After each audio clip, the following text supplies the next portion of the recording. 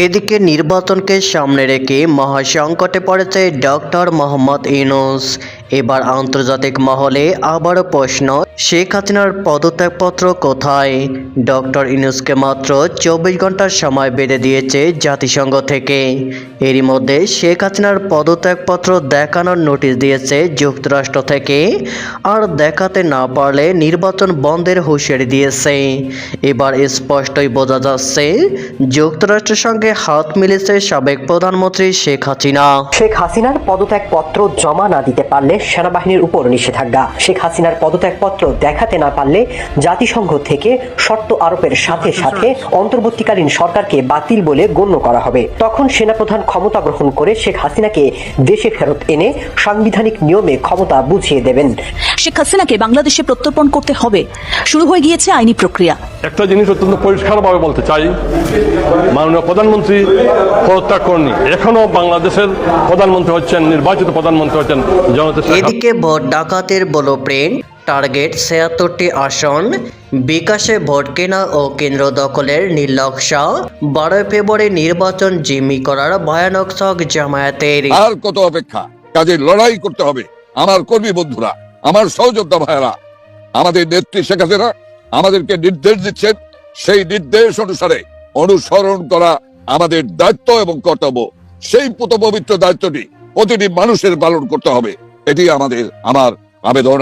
এদিকে দুয়ারে কড়া নাড়ছে বাংলাদেশ নির্বাচন। সেনাপ্রধান ওয়াকার দিলেন স্পষ্ট বার্তা, কপাল খুলতে যাচ্ছে শেখ হাসিনার। আলহামদুলিল্লাহ, খুশির সংবাদ। আজকের এই খবরটার মতন কলিজা শীতল করা খবর খুব কম আপনারা শুনেছেন।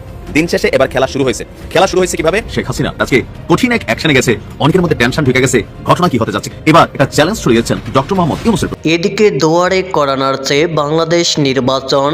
সেনাপ্রধান ওয়াকার দিলেন স্পষ্ট বার্তা, কপাল খুলতে যাচ্ছে শেখ হাসিনার। ত্রয়োদশ জাতীয় নির্বাচনের প্রাককালে সেনাপ্রধান ওয়াকার মুখে যা বললেন, আগামী 12 ফেব্রুয়ারি সেটা তিনি হাতে কলমে দেখাতে পারলে তদারকি সরকার প্রধানের কপালে দুঃখ আছে। জেনারেল ওয়াকারের কথা মতো থেকে দুটি বিষয় স্পষ্ট। 12 ফেব্রুয়ারি তার ইউনিট কারো পক্ষ নেবে না, ইউনিট সেদিন বাংলাদেশের পক্ষে নেবে। 12 ফেব্রুয়ারির ভোট যাতে অবাধ, নিরপেক্ষ এবং সুষ্ঠু হয়, তার জন্য তার ইউনিট পারলে জীবন বাজি রাখতে দ্বিধা করবে না। সেনাপ্রধানের এই হুঙ্কারে তদারকি সরকার প্রধানের কপালে চিন্তার বাদ আরো চড়া হওয়ার পক্ষে যথেষ্ট। যমুনা ভবনের বাসিন্দাকে সেনাপ্রধান ওয়াকার দিলেন আলটিমেটাম। প্রশ্ন হচ্ছে, সেনাপ্রধান জেনারেল আচমকাই কেন এত কড়া বার্তা দিলেন? রাজনৈতিক বিশ্লেষকদের মতে এই বার্তা দেওয়া ছাড়া তার আর হাতের সামনে অন্য কোনো রাস্তা খোলা ছিল না। এটা অনেকটা পাপ স্খলন, শুদ্ধিকরণ বললেও অত্যুক্তি হবে না। সেনাপ্রধান এই বক্তব্য রাখেন অফিসার্স অ্যাড্রেসে। গত রবিবার 18 জানুয়ারি ঢাকা সেনানিবাসে পৃথক দুটি অনুষ্ঠানের আয়োজন করা হয়। সৈনিকদের পাশাপাশি বাহিনীর অফিসারদেরও বিশেষ নির্দেশ দিয়েছেন। সেনাপ্রধান ওয়াকারুজ্জামান স্পষ্ট ভাষায় জানিয়ে দেন, আসন্ন জাতীয় নির্বাচন হবে শতভাগ অবাধ, সুষ্ঠু ও নিরপেক্ষ। এতে কোনো ধরনের স্বজনপ্রীতি, পক্ষপাত বা রাজনৈতিক অনুগত প্রদর্শনের সুযোগ নেই। সবাই ঢাকার বাইরে যেসব সেনা কর্মকর্তা রয়েছেন তারা ছিলেন অনলাইনে। কি বলেছেন জেনারেল ওয়াকার সেটা এখানে তুলে ধরা হলো। বৈঠকে উপস্থিত একাধিক সূত্র জানিয়েছে, সেনাপ্রধান বলেছেন, নির্বাচনকে কেন্দ্র করে এমন একটি সর্বাঙ্গীন নিরাপত্তা বলয় তৈরি করতে হবে যাতে জাতি, ধর্ম, বর্ণ নির্বিশেষে সব শ্রেণীর মানুষ তাদের ভোটাধিকার প্রয়োগ করতে পারবেন, ভোট দিয়ে নিশ্চিন্তে বাড়িতে ফিরতে পারবেন। ভোটাধিকার প্রয়োগে কোনো ধরনের ভয়, চাপ বা প্রতিবন্ধকতা যাতে তৈরি না হয় সে বিষয়ে সেনা সদস্যদের বিশেষ নির্দেশ দিয়েছেন। তিনি বলেন, সেনাবাহিনী কোনো রাজনৈতিক পক্ষের নয়, বাহিনী রাষ্ট্রের পক্ষের, সংবিধানের পক্ষে, সর্বোপরি জনগণের পক্ষে। সেনাপ্রধান পরিষ্কার জানিয়ে দিয়েছেন, ভোটের পর তার ইউনিট ব্যারাকে ফিরে যাবে। বাহিনীর দায়িত্ব নির্বাচনকালীন নিরাপত্তা নিশ্চিত করা এই পর্যন্তই তার এখতিয়ার। নির্বাচন শেষে একটি নির্বাচিত সরকারের হাতে পূর্ণ ক্ষমতা হস্তান্তর করে সেনাবাহিনীকে ব্যারাকে ফিরে যেতে হবে।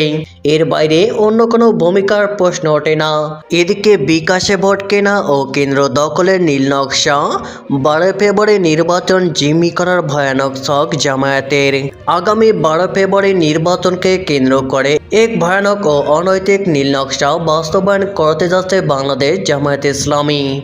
জনসমর্থনে তোয়াক্কা না করে টাকার বস্তা, পেশিশক্তি এবং প্রশাসনিক কারসাজি ব্যবহার করে ৭৬টি আসন কক্ষিগত করার গভীর ষড়যন্ত্রে লিপ্ত হয়েছে দলটি। তাদের অভ্যন্তরীণ নথিপত্র ও গোয়েন্দা তথ্য থেকে বেরিয়ে এসেছে ভোট ডাকাতির এক অভিনব চিত্র। গণতন্ত্রের তোয়াক্কা না করে জামায়াত এবার বেছে নিয়েছে ডিজিটাল ভোট চুরির পথ। দরিদ্র ও সাধারণ ভোটারদের এনআইডি ও মোবাইল নম্বর সংগ্রহের আড়ালে চলছে ভোট কেনার মহোৎসব।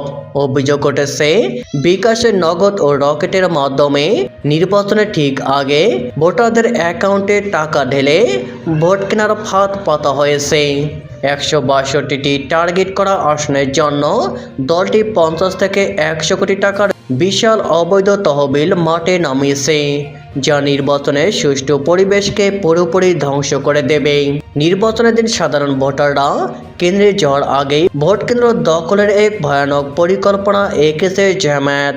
নির্দেশনা দেওয়া হয়েছে ফজরের নামাজের পরপরই বিপুল সংখ্যক জামায়াত শিবির ক্যাডার লাইনে দাঁড়িয়ে কৃত্রিম ভিড় তৈরি করবে এবং কেন্দ্রের নিয়ন্ত্রণ নেবে।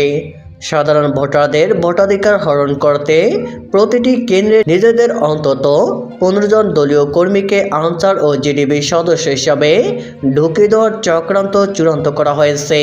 প্রশাসনের কতিপয় অসাধু কর্মকর্তা যোগসাজশে এই দখলদারিত্ব চালানোর পায়তারা চলছে। নির্বাচনী ফলাফলে কারচুপি করতে ভোটার ইঞ্জিনিয়ারিং বা ভোটার স্থানান্তরের মতো জালিয়াতির আশ্রয় নিয়েছে দলটি। গত কয়েক বছরে সুপরিকল্পিতভাবে ঢাকার 20টি আসনে নিজেদের ক্যাডার ও সমর্থকদের ভোটার হিসাবে স্থানান্তর করা হয়েছে।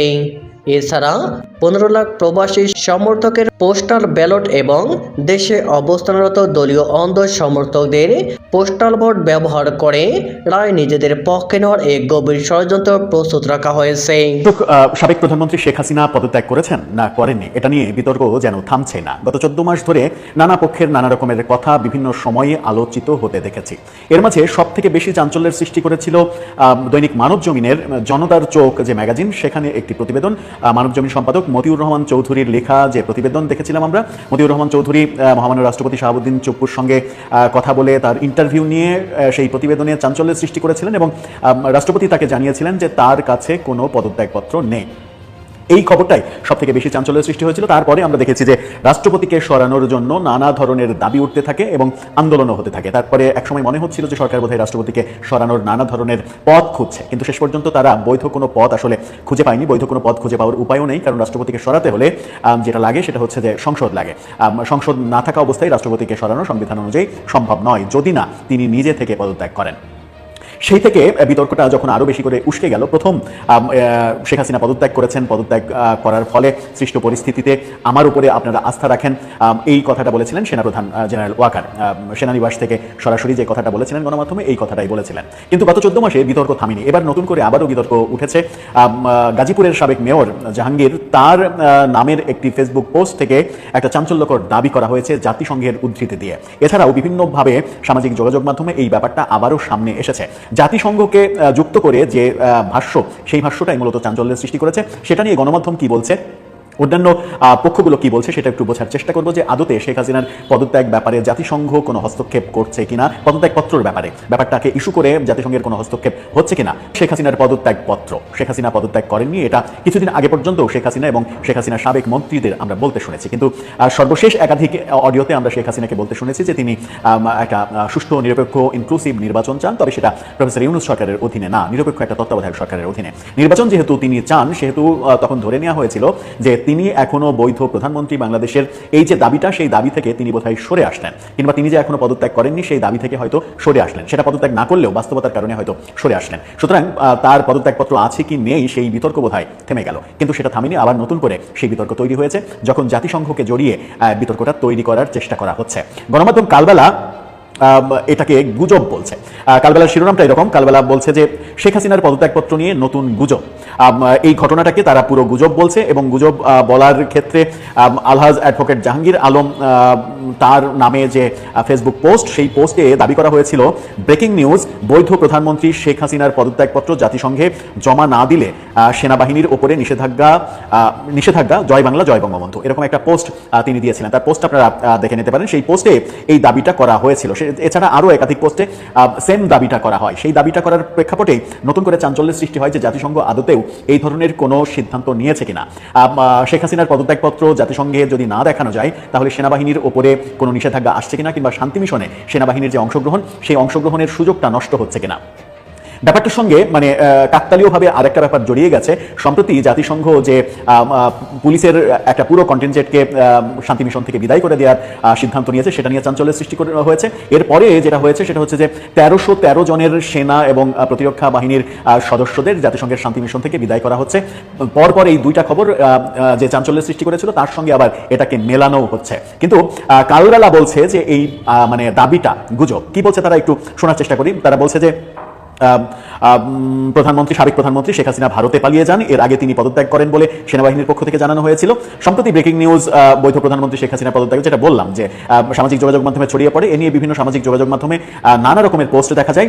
ফ্যাক্ট চেকার সংস্থা রিউমার স্ক্যানার তারা দাবি করছে যে এই ধরনের ব্যাপার, এটা গুজব। তারা কি বলছে, তাদের অনুসন্ধানে জানা যায় জাতিসংঘে সাবেক প্রধানমন্ত্রী শেখ হাসিনার পদত্যাগপত্র জমা না দিলে সেনাবাহিনীর উপর নিষেধাজ্ঞা সংক্রান্ত কোনো সিদ্ধান্ত জাতিসংঘ বা অন্য কোনো সংস্থা নেয়নি। ফ্যাক্ট